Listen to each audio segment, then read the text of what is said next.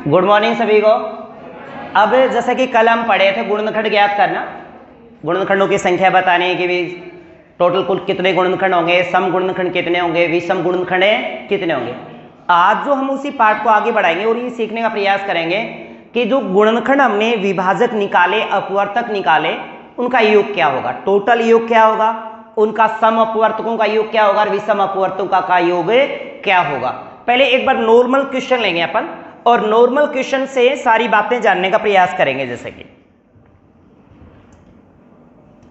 जैसे लिखा कि 100 के अपवर्तकों या विभाजकों या गुणनखंडों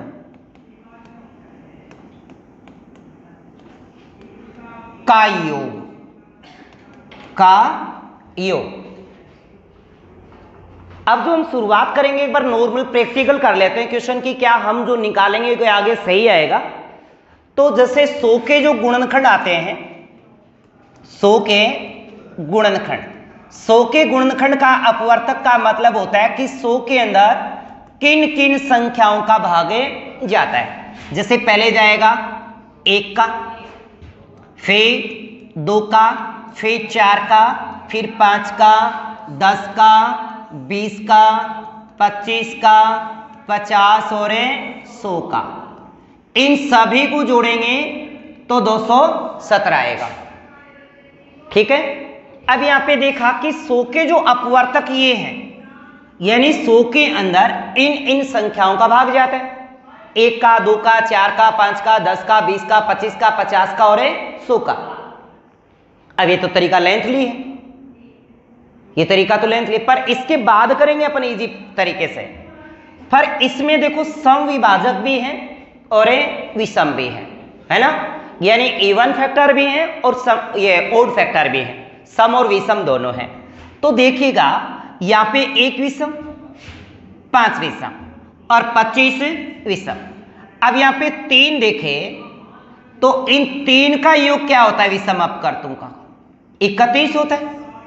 कितना होता है 31, 25 5 30 रेखे 31। अब बाकी बच गया वो क्या है, सम का है, यानी 217 माइनस 31 बराबर 186। ये आपको समझ में आएंगे, उत्तर ये आएंगे। अब हम जो मेथड सीखने वाले हैं वो सीधा है, डायरेक्ट पर्सन देखो उत्तर बताओ मेथड वाला है। तो अभी जो नेक्स्ट बात कर लेते हैं अपन, ये उतारना नहीं है, कोई पर्सन नहीं उतारेगा, ये तो एक बार बताया, ऐसा करना ही नहीं है आपको। अभी जो हम बात करें जैसे कि नेक्स्ट 100 के अगर आपको अपवर्तकों का योग निकालना है तो 100 का सबसे पहले अभाज्य गुणनखंड करिए।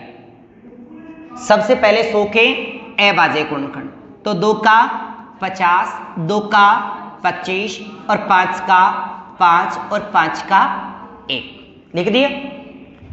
इसके बाद इसे पावर के रूप में लिख दो, इसको 2 की पावर 2 और 5 की पावर 2। जैसा कि हमने कल सीखा था कि इतना लिखने के बाद अगर आपको गुणनखंडों की संख्या बतानी है कि कितने गुणनखंड होंगे, यानी 100 में कितनी संख्याओं का भाग जाएगा, इसमें सम कितने और विषम कितने, ये बातें हम कल सीखे थे कल की क्लास में। आज जब बात करें कि योग कैसे निकालें, इतना तो हम कल भी सीखे थे, इतनी बातें हम कल सीखे। अब करना क्या है, ये जो आपका 2 की पावर 2 है, इस 2 की पावर 2 में इसकी जो पावर है, ये जो पावर है मतलब ये घात, और ये इसका बेस है, आधार।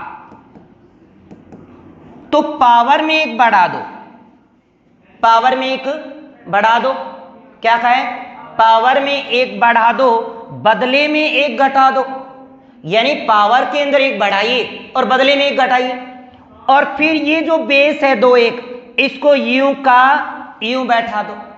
क्या बोला है, पावर में एक बढ़ा दो, बदले में एक घटा दो, बेस को यूं का यूं बैठा दो, क्योंकि बेबी को बेस पसंद है। क्या बोला है, बेबी को बेस पसंद है। अब यहां पे देखो दोबारा क्या करेंगे, बोलो ये हुआ 5 की पावर 3 यानी पावर में एक बढ़ा दो, बदले में एक घटा दो, बेस को यूं का यूं बैठा दो क्योंकि बेबी को बेस पसंद है। अरे बोलिए, है कि नहीं? बेबी को बेस पसंद है। बेस कपड़ा होता है ऐसा, है ना? बेस क्या होता है? कपड़ा। और बेस वॉल्यूम कम का वो भी होता है ना? धम्मा धम, है ना? आजकल बेबी को दो प्रकार के बेस पसंद, एक कपड़े का और एक वॉल्यूम का, डीजे का, है? तो ये बात समझ में आई। अब करेंगे सोल्व। 2 की पावर 3 का मतलब होता है आपका कितना होता है? 8। यानी 2 की पावर 3 का मतलब 2 गुणा 2 गुणा 2, और 2 दूनी 4, 4 दूनी 8। 8 में से एक गया, 8 में से एक घटा दिया, बच गया 7, और 2 में से एक गया 1, गुणा में 5 की पावर 3 का मतलब 125। 5 गुणा 5 गुणा 5 125, 125 में घटाया 124, और बट्टा में कितना? 4, बट्टा में 4। अब बेटा ये कट रहा है, देखो कितना आया? 31। गुणा किया तो कितना आया? 217। क्या आपके सभी अपवर्तकों का योग 217 आया था? आया था। आपका उत्तर 217। अब आपसे पूछ ले कि विषम अपवर्तकों का योग क्या होगा? सम अपवर्तकों के बजाय क्या पूछ ले? विषम अपवर्तकों का योग पूछ ले, तो सम वाले पार्ट को छोड़ दो। इतना करने के बाद सम वाले को छोड़ दो। 2 था ना, 2 की पावर 2 सम वाला था, इसको छोड़ दो। इसका कितना आ रहा है? 31। यानी विषम अपवर्तकों का योग कितना है यहां पे? विषम अपवर्तकों का योग कितना आएगा? 31। क्या 31 था? क्या 31 था? था। अब आपको बताना है सम अपवर्तकों का योग। सम अपवर्तकों या गुणनखंडों का योग। तो आप 217 में से 31 घटाए तो बच गए आपके 186। 186।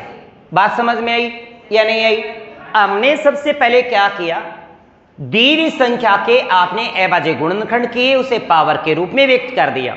इसके बाद हम लोग क्या करने वाले हैं? पावर में एक बढ़ाएंगे, बदले में एक घटाएंगे, बेस को यूं का यूं बैठाएंगे क्योंकि बेबी को बेस पसंद है। भाई याद रहेगी बात? कर लिया।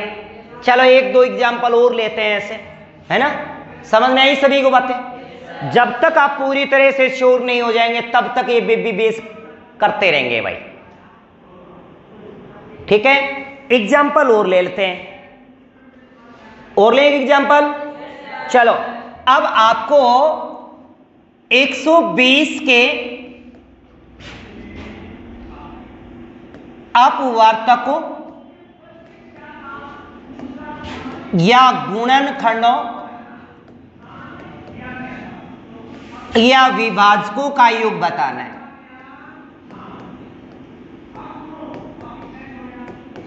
एक तो ये पूछ ले, एक आपसे पूछ ले इसी पर्सन में कि 120 के विषम अपवर्तकों का योग क्या होगा? विषम अपवर्तकों का योग बताइएगा। आपसे पूछ ले कि 120 के सम अपवर्तकों का योग क्या होगा? ये 3 पर्सन, एक ही पर्सन में 3-3 क्वेश्चन करेंगे आप। सम भी बताएंगे, विषम भी बताएंगे, टोटल भी बताएंगे। अब क्या करें भाई? सबसे पहले में क्या करना है? 120 के आप अभाज्य गुणनखंड करेंगे। 2 का भाग दिया, देखो भूल नहीं रहे, कितना? 60। फिर 2 का दिया 30, फिर 2 का दिया 15, फिर 3 का 5, और फिर 5 का भाग दिया 1। इसको पावर के रूप में, घात के रूप में व्यक्त करें तो 2 की पावर 3 गुणा में 3 की पावर 1 गुणा में 5 की पावर 1, यानी 2 यहां पे 3 बार आया, 3 यहां पे 1 बार आया, और 5 यहां पे 1 बार आया। ये पहला काम तो आप करके नहीं, आपको ये बात हम कल भी सीखे थे। अब क्या करेंगे साहब? बताओ अब क्या करना है?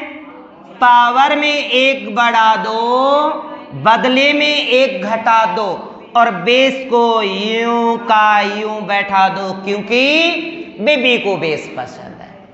बोल मत ना, हाँ बोलना नहीं। अच्छा सवाल निकाल लिया, क्या बात है, सच्ची में सभी ने निकाल लिया। तो फिर हम क्यों परेशान हो रहे, अगले पार्ट में चले फिर हैं। चलो सवाल तो बताता हूं। इसके बाद देखो, इसमें भी एक बढ़ाएंगे, बदले में एक घटाएंगे, 3 - 1 लिखेंगे, 5 की पावर 2 - 1 और 5 - 1 यही करेंगे।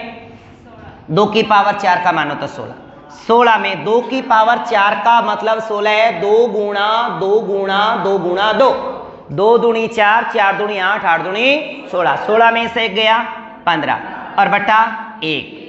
3 की पावर 2 यानी 3 गुणा 3 तो 9 - 1 तो हो गया आपका 8 और बटा में 2। फिर 5 5 25, 25 में से 1 गया 24 और बटे 4, यही काटिए, ये आ गया आपका 4 और ये आपका आ गया 6। ठीक है, अब देखो 24 5 15 चौके 60, 360 टोटल कितना है, सभी अपवर्तकों का योग 360 है। अगर आपको यहाँ पे विषम का पूछ लेता है तो ये सम वाला पार्ट छोड़ दो, ये वाला ये छोड़ दिया तो कितना बच गया, 6 चौका 24, सम वाला छोड़िए, इतना छुपा लिए, इतने वाला हिस्सा। अब ये बच गया 6 चौका 24, 24 हो गया विषम अपवर्तकों का योग, विषम अपवर्तकों का योग हो गया सब। ठीक है, अब बाकी बच गया वो किसका है, सम का। तो सम अपवर्तकों का अगर योग देखें, सम अपवर्तकों का योग, तो 360 में से 24 घटाए आपने तो 336। बात समझ में आई सभी को। तो अपवर्तकों का योग निकालना हुआ आपके लिए अब और भी आसान हुआ नहीं, हाँ शाबाश। अब देखिएगा नेक्स्ट अगली बात, अब लिखते हैं 64, 64 का और करके देख लेते हैं। 64 के वही सम विषम, और मैंने आपको कल बताया था कि जैसे 2 की पावर बनती हो, सम अपवर्तक बनता हो, 2 की पावर बनती हो, वहां पे विषम अपवर्तक क्या होता है, 1 होता है। कितना होता है, 1। और जहां पे सम फैक्टर आए ही ना और विषम ही बने, जैसे 3 की पावर बने या 5 की पावर बने या फिर 7 की पावर बने, वहां पे सम अपवर्तक होता है 0।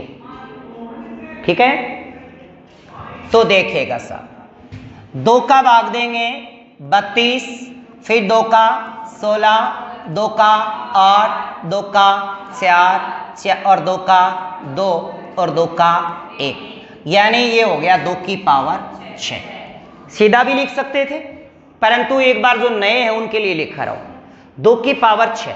अब क्या करेंगे, एक बढ़ा देंगे, 2 की पावर 7, पावर में एक बढ़ाएंगे, बदले में 1 है घटाएंगे, बेस को यूं का यूं बैठाएंगे, 2 की पावर 7, 2 की पावर 6 का मान 64, 2 की पावर 7 का 128 है ना, ये 128 - 1 और बटा 1 तो आया 127।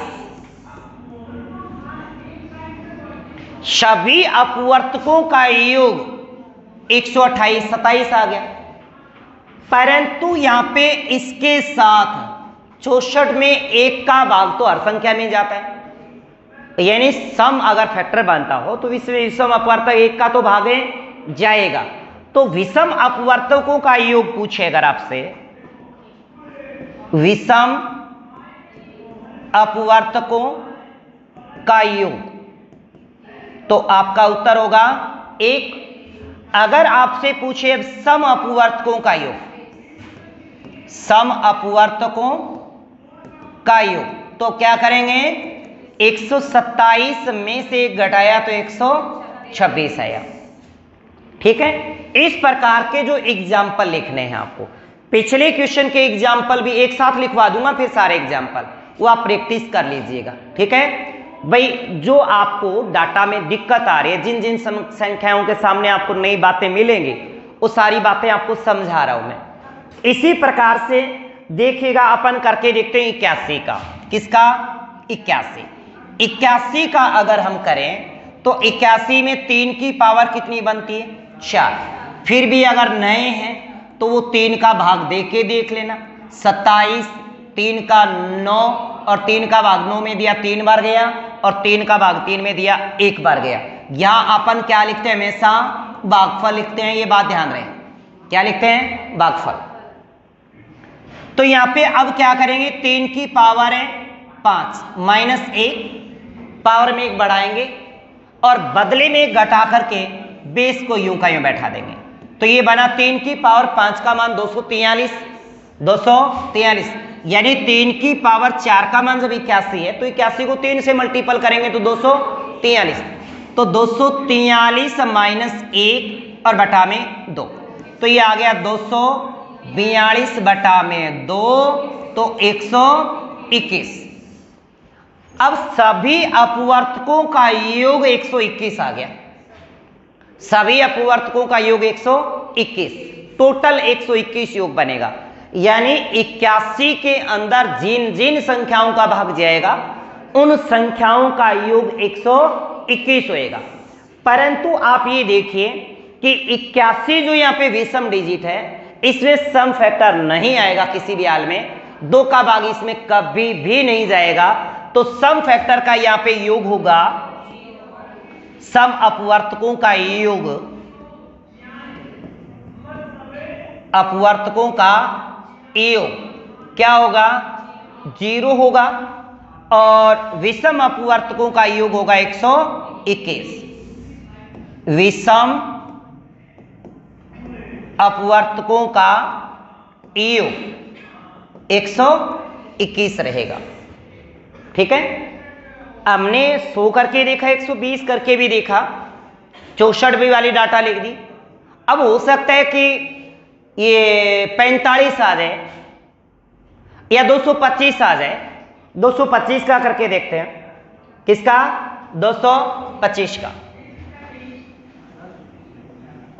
225 के अगर टुकड़े करें ना तो 3 की पावर 2 और 5 की पावर है 2, यही बनेगा।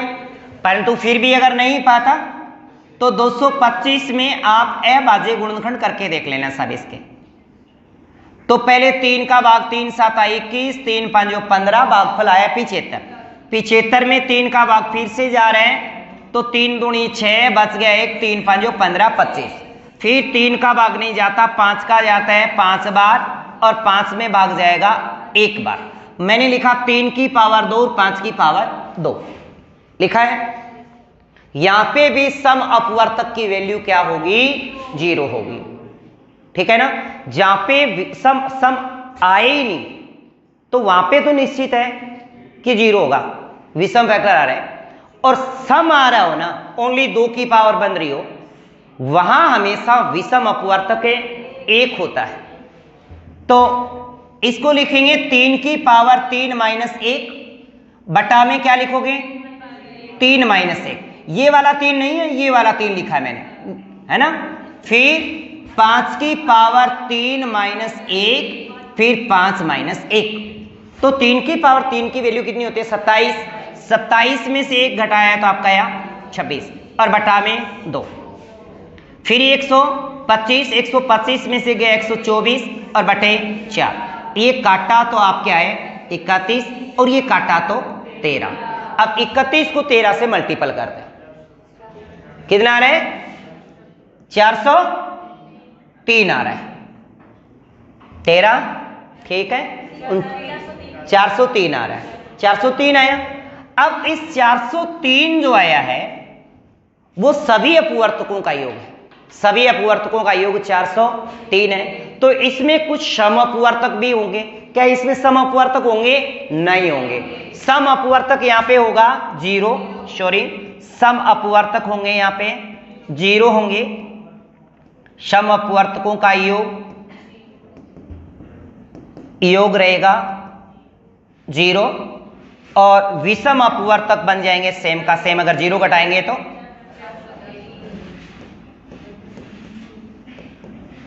अपवर्तकों का योग 403। ये आपने कर लिया। अब आपने सारी बातें बारीकी से सीखी। मुझे लगता है कि शायद आपको कहीं पर भी कोई दिक्कत नहीं है। अगर कोई पूछना चाहे बेहिचक पूछ सकते हो। सभी को समझ में आया? मतलब सारे इंटेलिजेंट बैठे हैं भाई। बोल को देखो है ना, किसी को कोई दिक्कत नहीं है। अब देखिएगा एग्जाम्पल आप खुद करेंगे, मैं खुद एग्जाम्पल लिख रहा हूं, इन पे करके देखिएगा। 60 है, 80 या चलो 60, 75, 80, 84, 90, 96, 100 का कर लिया, 120 का कर लिया, 150,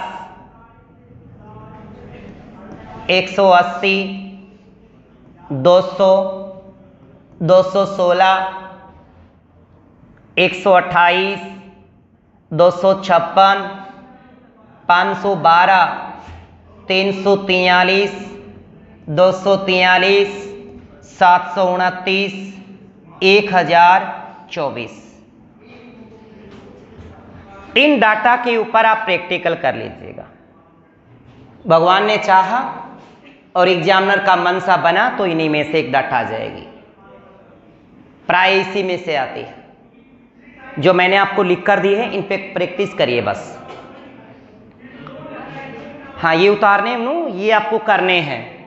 घर जाके गृह कार्य भी तो चाहिए ना आपको, होमवर्क है ना, नहीं तो के मोबाइल चलाओगा फिर गुदडाम बड़े बड़ा अखबार से आवाज आओगी पर तो गुदडाम भी कौन बड़स को, या भी रामायण हो जाए बेटी गर्मी का मिठा रहे क्यों डालो गर्मी में रामायण ही हो जाए।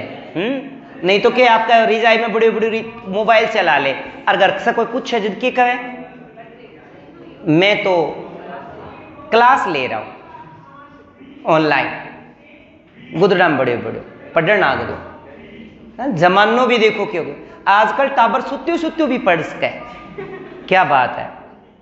पहले तो भाई पलाथी पुलूथी मार के बैठनो पड़तो है, आजकल देखो कितनी सुविधा होगी है, थार खातर बहुत सुविधा करेगा है ना, सब टेक्निकल हो गए, सारो ठीक हो रहे। गुदडाम बढ़िया बढ़िया भी पढ़ सका, सुत्या सुत्या भी पढ़ सका, सो जावा तो भी पढ़ सका आपा, रात में निंदा में चलने जा अपने। इसके बाद जो अगली बात सीखेंगे अपन वो नेक्स्ट रहेगा इकाई अंक ज्ञात करना, गुणनफल का इकाई अंक ज्ञात करना।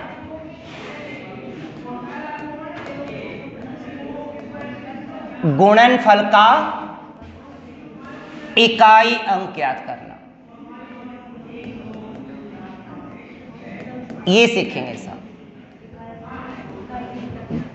गुणनफल का इकाई अंक, अच्छा इकाई अंक लिखना है, इकाई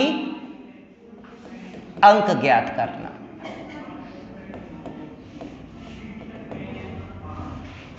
देखो कोई संख्या लिखा रहा हूं,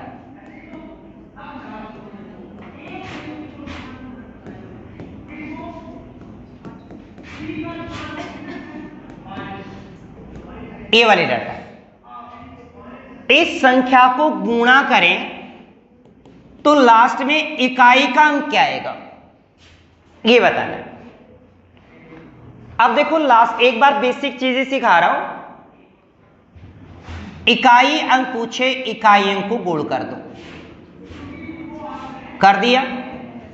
अब पहाड़े आपको टूटे फूटे 9 तक तो पक्के आते हैं और 2 का तो पूर्ण कॉन्फिडेंस के साथ आता है ना भाई, 9 तक आते हैं और 2 पे पूर्ण कॉन्फिडेंस है। कोई संख्या 4 से कटती हो तो नहीं काटेंगे, 2 से पूछेंगे कि कटेगा क्या पहले तो, है ना।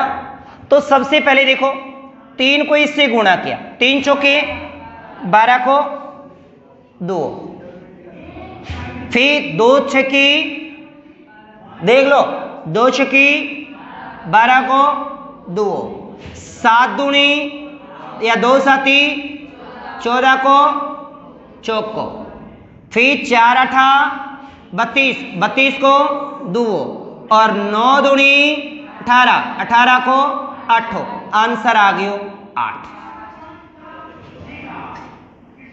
कोने आयो? ध्यान दियो तो आवे, उताराम घुमाना गरीब बेताई। ध्यान दो एक बार और।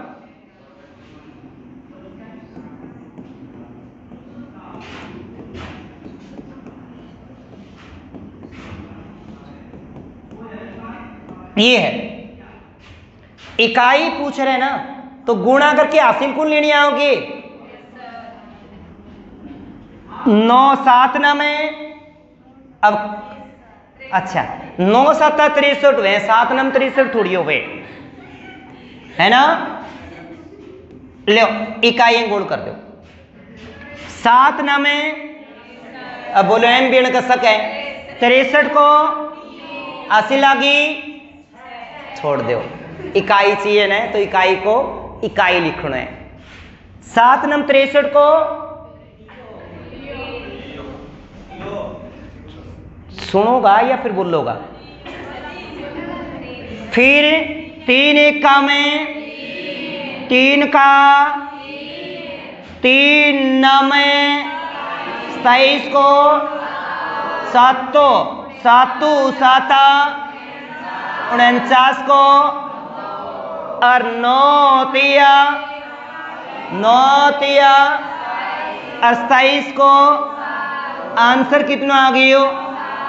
कहीं का मुंह में निकले थी 9 तिया 63 है।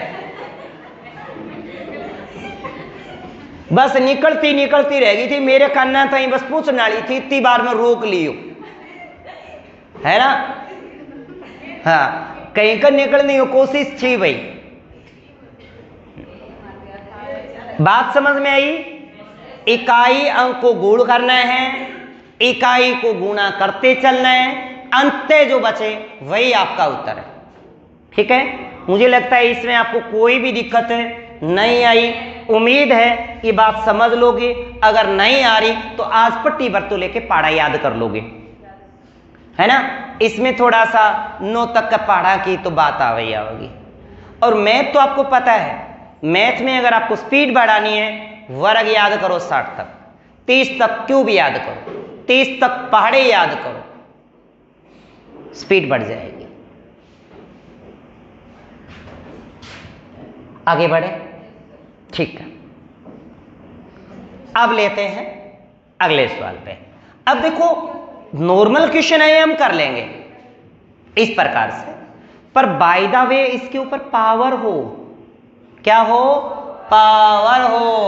बेस और बेस के ऊपर है पावर हो भाई, यानी 90 को 99 बार गुणा करें तो गुणनफल का इकाई अंक 0 ही आएगा। क्यों आएगा भाई? इसका मतलब है 90 कितनी बार गुणा, यहाँ पे 90 यहां पर 99 बार, 99 बार गुणा करना है 90 को, 99 टाइम। 0 को 0 से गुणा किया, फिर 0 को 0 से गुणा किया, फिर 0 को 0 से गुणा किया, अंत आएगा 0। और 0 तो कहीं पर एक बार आ जाए ना तो अपने जैसा बना लेता है, छोड़ता नहीं है। क्योंकि 0 में एक ताकत है कि कह तो आवे को नहीं, आगे तो आप वर्गो बना ले। तो यहां पर आंसर क्या आया? ये सर नहीं आएगा, आंसर 0 आएगा है ना। आंसर क्या आएगा? 0, क्योंकि हर पर्सन का उत्तर ये सर नहीं होता है। हाँ। तो इसके बाद देखिए 91 के ऊपर पावर 95 है, इसका मतलब 91 यहां पर 95 बार गुणा है, 95 बार गुणा है। कितनी बार गुणा है? 95 बार गुणा है कि नहीं है? यहां पर कितनी बार गुणा है? 95 बार गुणा है। 1 को 1 से गुणा किया, 1 को 1 से गुणा किया, 1 को 1 से गुणा किया, 1 अंत आएगा 1। तो यहां आया आपका आंसर आया 1। कोई डाउट नहीं है, भगवान आपको और सद्बुद्धि दे और ऐसे ही जोर जोर से रुके मारते रहो। अब इसके बाद देखो 95 की पावर 99, इसका मतलब 95 यहाँ पर कितनी बार गुणा है? 95 यहाँ पर 99 बार गुणा है। कितनी बार गुणा है? 99 बार गुणा है। 5 पंजो 25, 25 को पंजो, 5 पंजो 25, 25 को पंजो, 5 पंजो 25, 25 को पंजो, तो आवे वो पंजो। तो पाँव पाँव पछड़ी को यो आयो भैया उत्तर तारो 5। कितो आयो? 5। क्या बात है, देखो कितना आसान हो गया रे मैथ, बहुत आसान है सच्ची। मैंने तो पढ़ते ही नहीं है, नहीं तो आगे होगी बात है मैथ है ना। हाँ, 96 की पावर 1999। ओहो, आंसर आएगा 6, 6 का 6, 6 का 36, 36 को 6 को, फिर 6, 6 का 36, 36 को 6 को, तो उरे भी क्या आएगो? 6 आएगो। तो आप आ बात पढ़ी कि कई संख्या को, कौन सी संख्या को इकाई अंक 0 वे, 1 वे, 5 वे, 6 वे, तो गुणनफल को इकाई अंक 0, 1, 5, 6 ही होगा। कोई डाउट है किसी को? देखो सभी बराबर हाँ भर रहे हो? हाँ भाई थमिए। अच्छा ये दोपहर होना जा रही ना? हाँ दोपहर हो गए, जाग जाओ।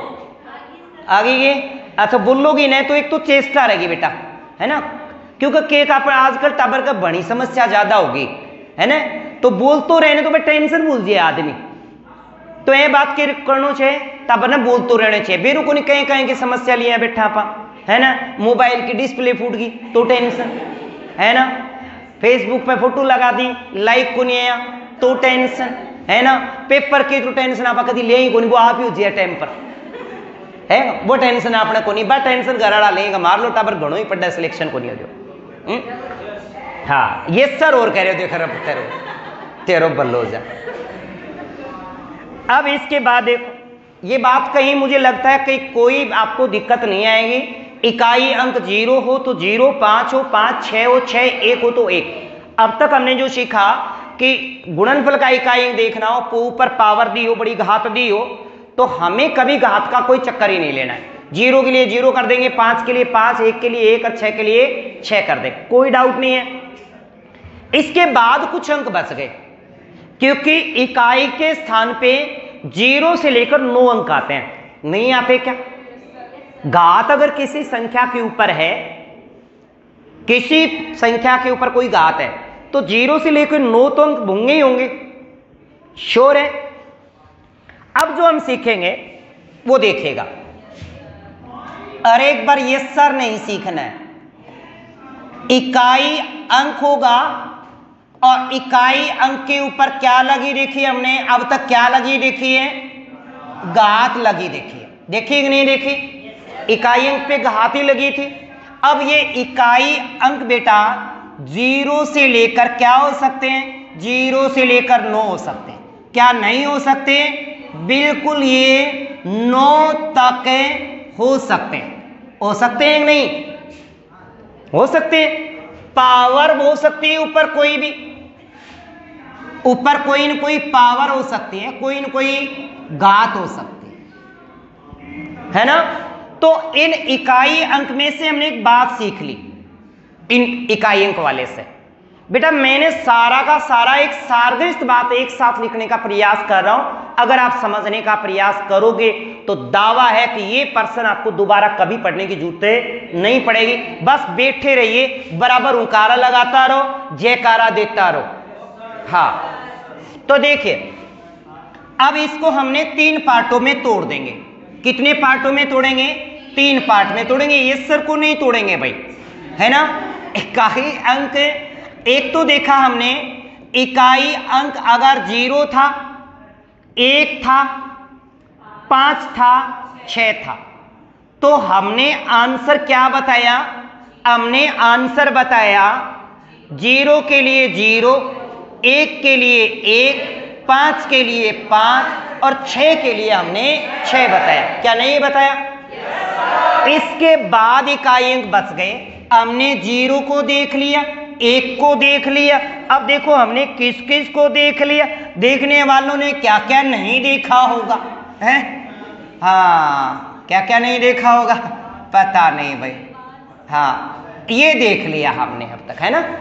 अब इसके बाद बच गया बेटा सम, एक तो 2, एक 4 और एक नहीं ये तो हो गया, एक बच गया 8।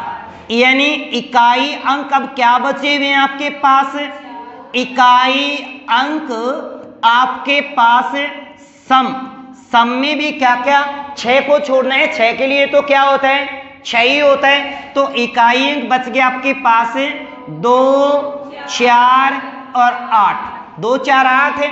इसके ऊपर कोई ना कोई होगी, कोई ना कोई घात होगी कि नहीं होगी, निश्चित बात है कोई घात होगी।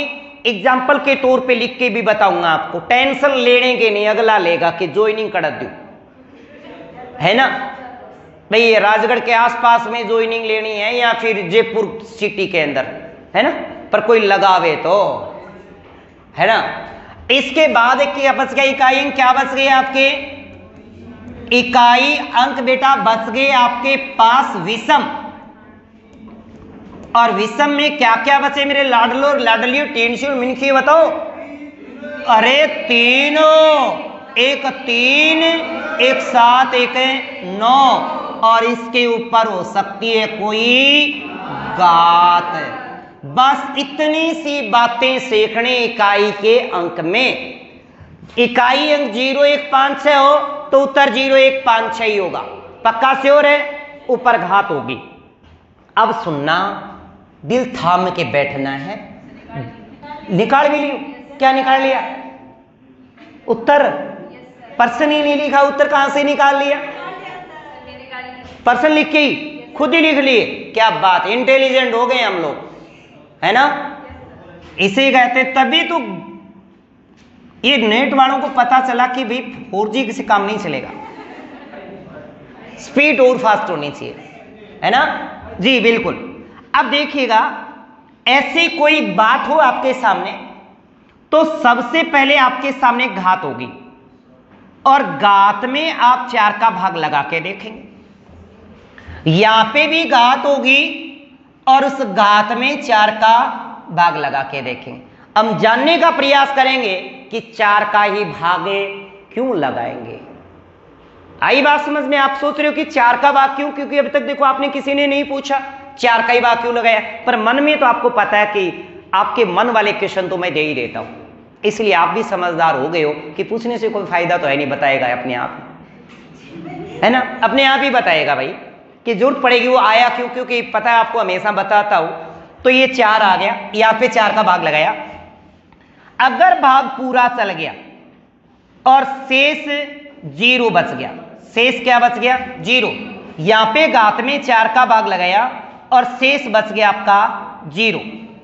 शेष अगर 0 आ गया तो इसके लिए जो आंसर होगा, इसके लिए जो आंसर होगा, यानी सम संख्या इकाई अंक 2, 4, 8 हो, घात में 4 का भाग पूरा जाता हो। क्या बोला है, किसी संख्या का इकाई अंक सम हो, घात में 4 का भाग पूरा जाता हो तो आंसर 6 होगा।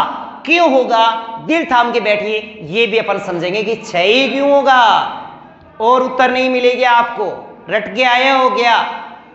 हाँ यस सर, रट के आए हैं। अभी देखिए, अगर इकाई अंक विषम हो, घात में 4 का भाग पूरा जाता हो तो आंसर होएगा 1, आंसर होएगा 1। बात समझ में आई।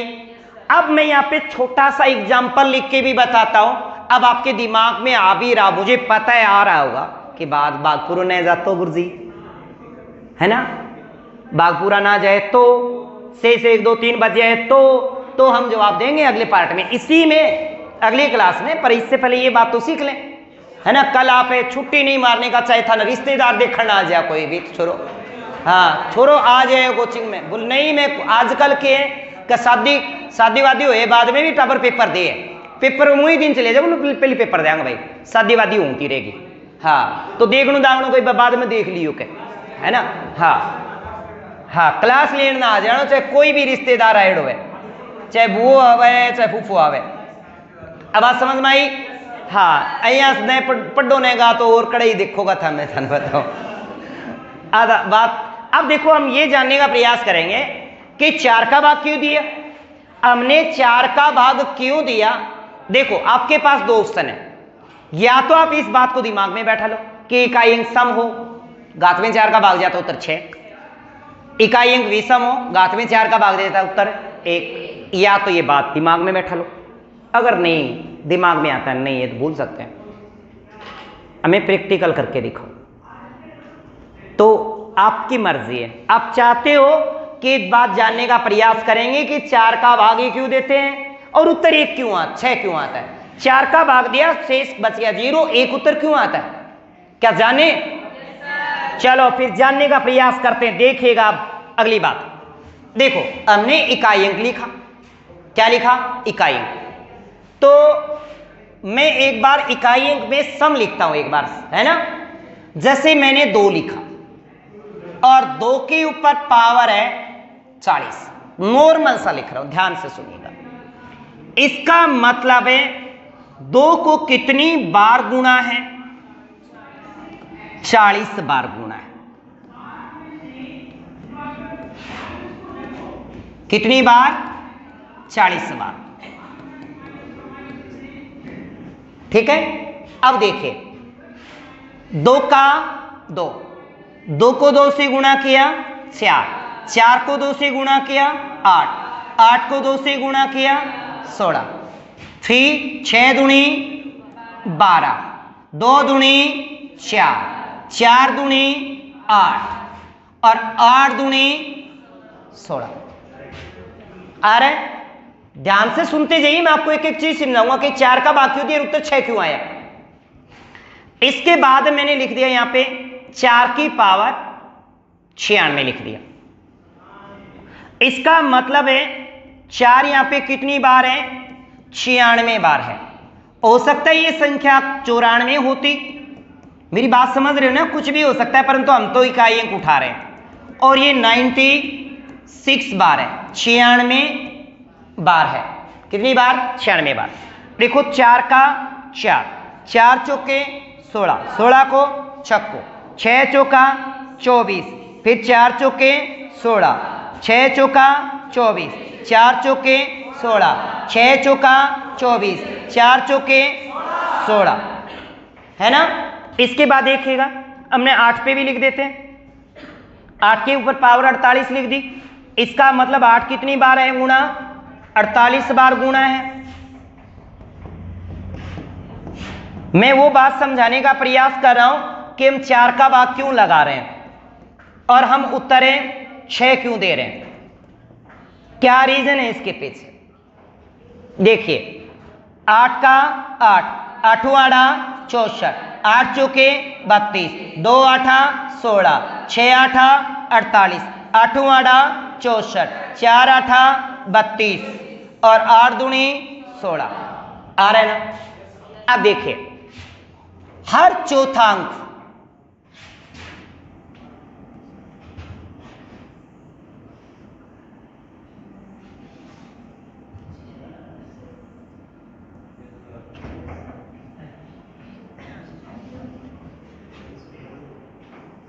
हर चौथा अंक 6 आता है। हर चौथा अंक क्या आ रहे हैं, 6। ओके, अब चौथा अंक 6 आने से क्या मतलब गुरुजी, चौथा है 6, आप तो घात में 4 का भाग दे रहे हो, क्यों दे रहे हो, इसका कारण भी बताता हूं। इसमें आपने 4 का भाग दिया तो ऐसे कितने ग्रुप बने, 10 बने। ऐसे कितने ग्रुप बनेंगे, 1 2 और ऐसे कितने ग्रुप बने आपके, 10 बने। इसका मतलब एक ग्रुप का मान है, गुणनफल का इकाई क्या है, 6, और 6 को कितनी भी बार गुणा किया जाए उत्तर आता है 6। क्या बता गया, दोबारा बोलता हूं, कई तो मुंह पाड़ा। हा देखो, 96 में आपने 4 का भाग दिया, 4 दूनी 8 और 4 चौके 16, यानी 24 ग्रुप बनेंगे यहां पे, है ना। देखिएगा, मैंने कहा कि इस घात में 4 का भाग इसलिए देते हैं कि हर चौथा अंक 6 बनता है, हर चौथा अंक 6 बन रहे हैं। घात में 4 का भाग देकर देख लें कि ऐसे ग्रुप कितने बनते हैं, 10। एक ग्रुप का मान 6 आता है, एक ग्रुप का मान कितना है, 6 है। अगर एक ग्रुप का मान 6 है तो 6 को कितनी भी बार गुणा किया जाए 6 आता है। इस प्रकार से अगर यहां पे विषम डिजिट होती, क्या होती, विषम डिजिट, तो विषम डिजिट का हर चौथा अंक 1 आता है। क्या आता है, 1, और 1 को कितनी भी बार गुणा किया जाए 1 ही आता है। मेरी बात समझ पा रहे हो? कोई डाउट है? कोई डाउट है? नहीं है। बाकी की चर्चा कल करेंगे, आज की क्लास यहीं पर करते हैं अपन समाप्त।